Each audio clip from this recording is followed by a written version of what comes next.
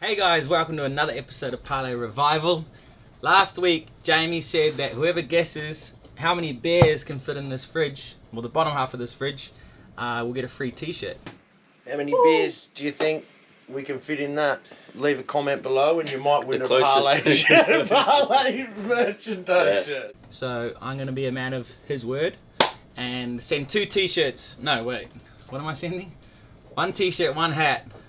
Fuck it, 2 t-shirts, 1 hat to the first person that I see with the right number of beers in this fridge. Let's go!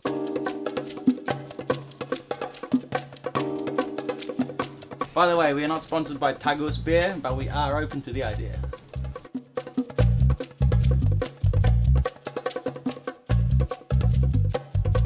Okay, we have just fit 87 beers in the fridge. Just make sure it closes. Yeah. Okay, we're looking for number 87. Such a random number. 96, 100, 102, 60, 106, 87! What the? What? Salty Soul 70. You won 2 t-shirts and a hat. I can't believe that we literally just went through like 10 comments and it was the right one. Unreal. Salty Soul 70.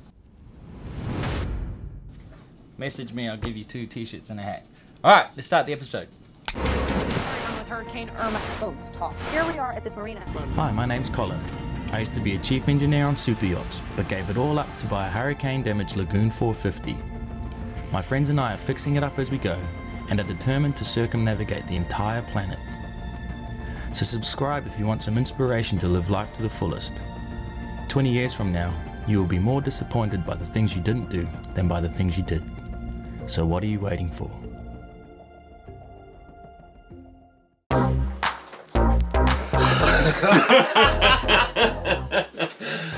Morning, everyone. What are we doing? Oh, today we're just gonna do the window. Well, how does that sound? Pretty cool. Oh yeah, man. Today we're gonna do it full parlay style. Take the window out when it's actually raining. So we thought the best day was when there's a few squalls around. Give the salon a bit of a clean. Morning, everyone. Fridge yesterday is in. It's amazing. That was a good day's work. This morning, a few rain showers around, so we're gonna pull this window out here. Okay, so what's happened? We adhesive siliconed this window in when we were bent. The boat was broken or bent bulkheads at that point, not sure which one. And we siliconed it in, and then we straightened the boat.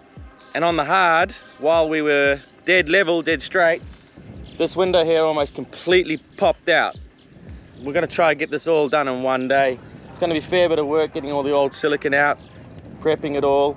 We've got the good stuff. We've got Dowsil 795. It's a really strong construction adhesive.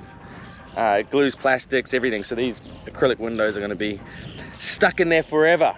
So we are a bit worried about the weather. Don't want a squall to come and just absolutely flood the salon. We're just gonna go for it. Fingers crossed. Right now, the strap's pretty much the only thing holding the front half of this window in, by the way. Yeah, if you ever need to seal your boat up, just use this blue tape, it's fine. Oh, mate. Here we go. Ah! Wow.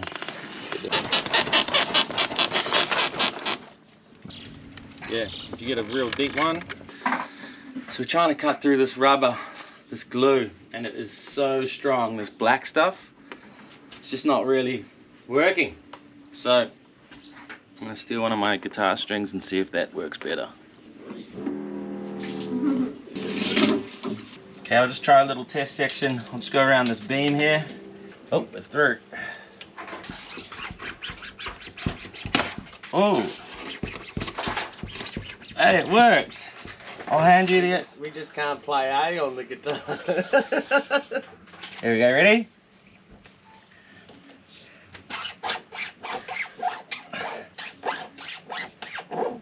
Getting creative with it. Is there a screw in there? What? Are we stuck on the one spot? The string just cut into the perspex instead of cutting the glue, so it was back to trying to cut through it with knives.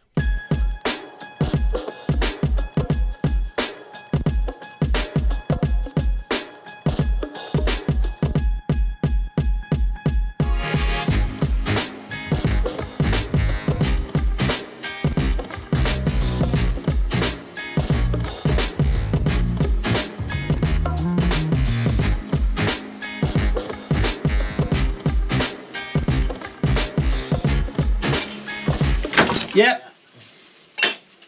We are. Hit it down. Woo! Okay, there's the aircon. What a mission. This stuff is like bloody. Oh, it's like tar. Oops. Alright, now we got to start the clean up of this window and clean up of this edge, this frame here. Look at this stuff that we had to cut through. I didn't think so.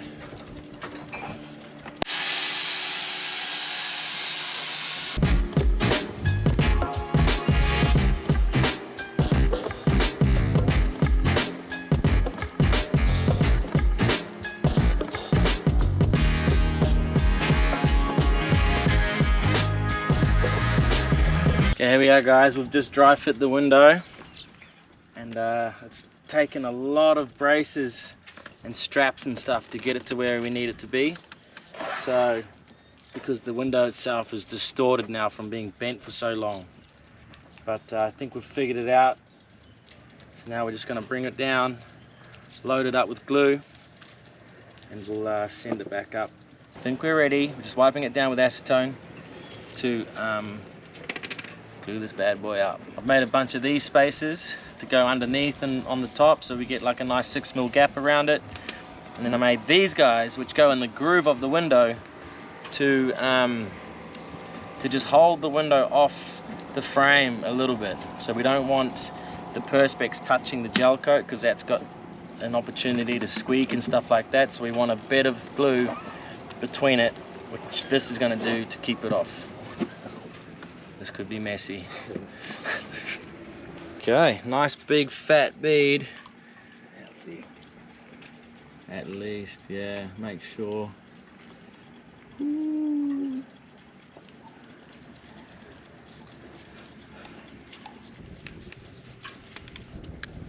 Can you give me a message, Mark? No.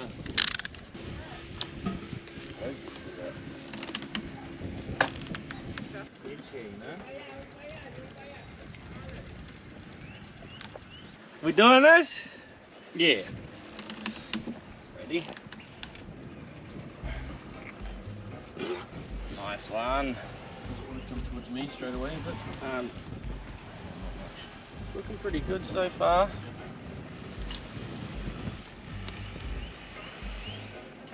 Okay.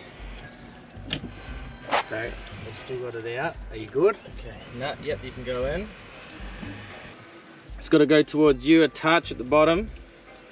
in. Yeah, towards you. Yeah. Yeah, there. Yeah. Okay. Alright, that's us. Okay. So far so good, my gap's good here. So this is going to be right down the bottom because we've got two straps this time. Yeah. Okay. How's your gap looking at the end? 10mm. Okay, gonna start cranking.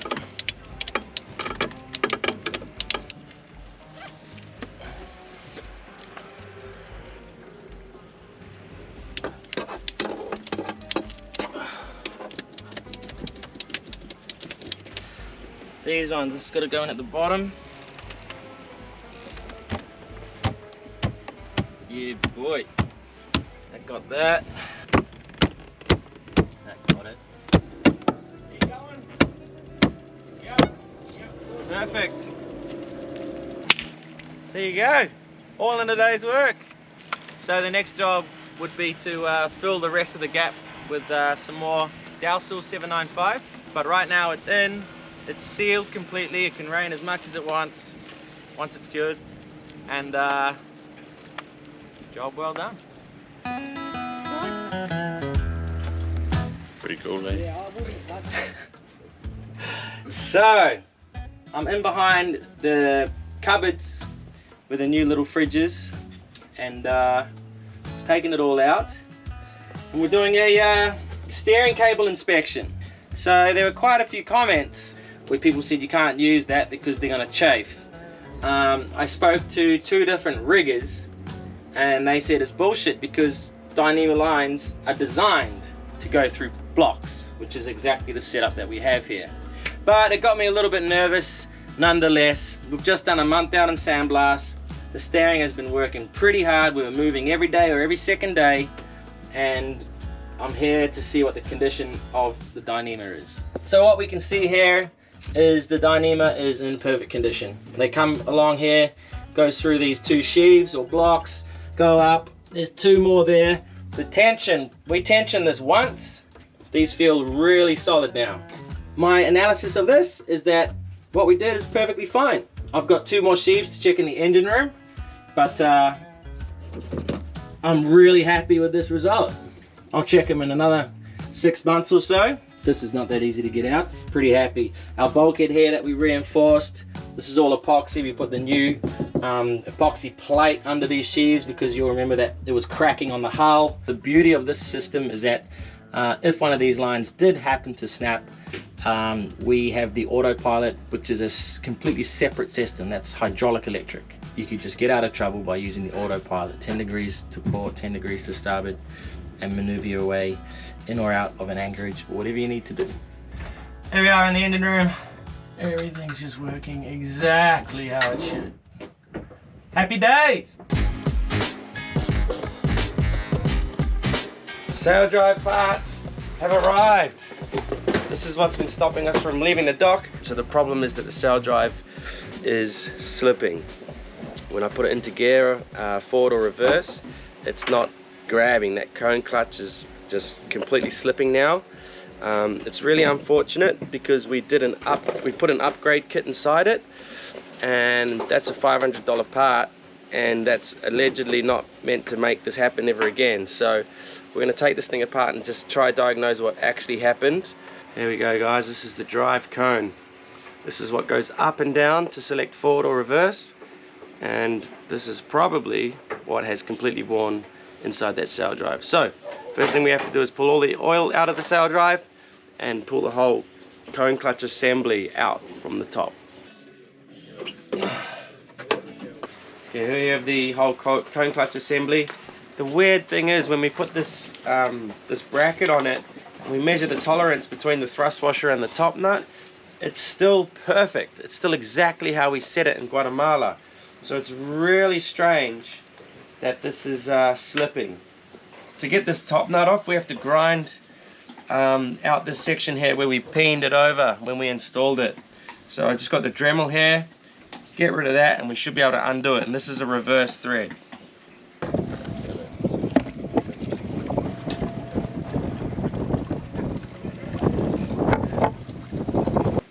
So we got the new drive cone here, but I've just measured all the tolerances on the old one, and it's actually completely fine. It's within all of the specs that they give us. So I would have much rather have seen this worn down to the point where it was like, okay, that's the problem. But I'm not seeing it. The surface has still got some nice lines in it. It's not like all shiny and like glazed over.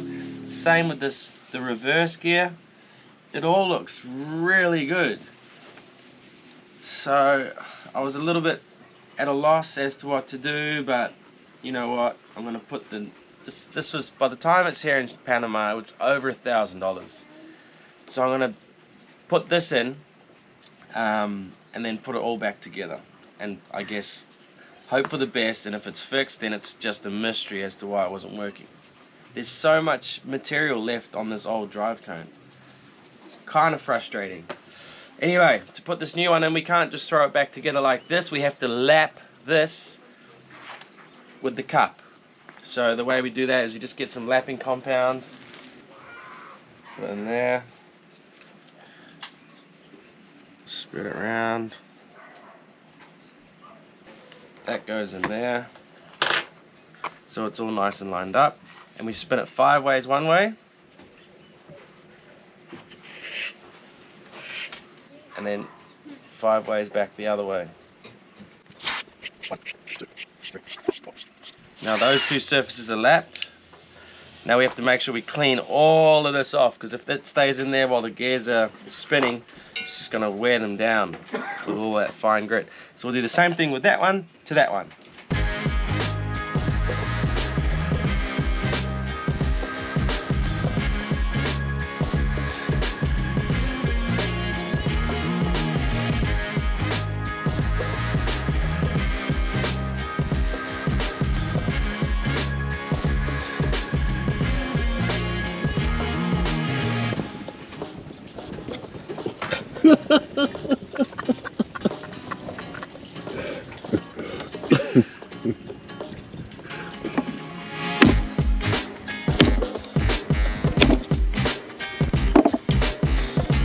Okay, put it all together, cranked up the top nut, painted it over.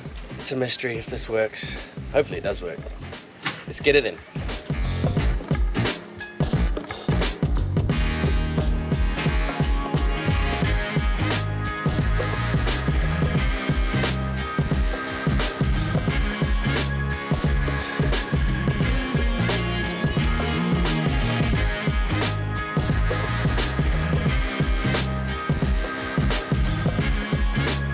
There we go. New sail drive cone. We just topped it up with Quicksilver gear oil, cleaned it all up, made sure that pinion gear was engaging nicely, made sure that the selector was in the correct position, and we're going to test it now. What was the problem? I don't know. Could I have just lapped the old drive cone again? Probably.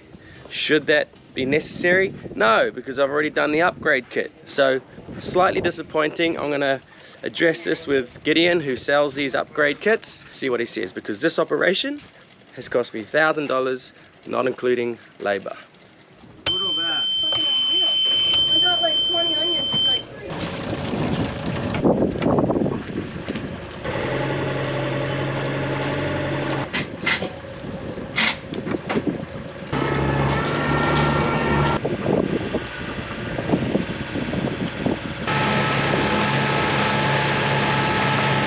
That's it, sail drive's fixed. I don't know how, it's just one of those things. So that means we can go to Shelter Bay tomorrow.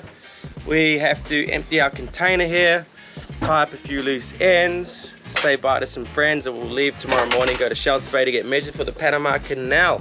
It's happening, we're out of here. You.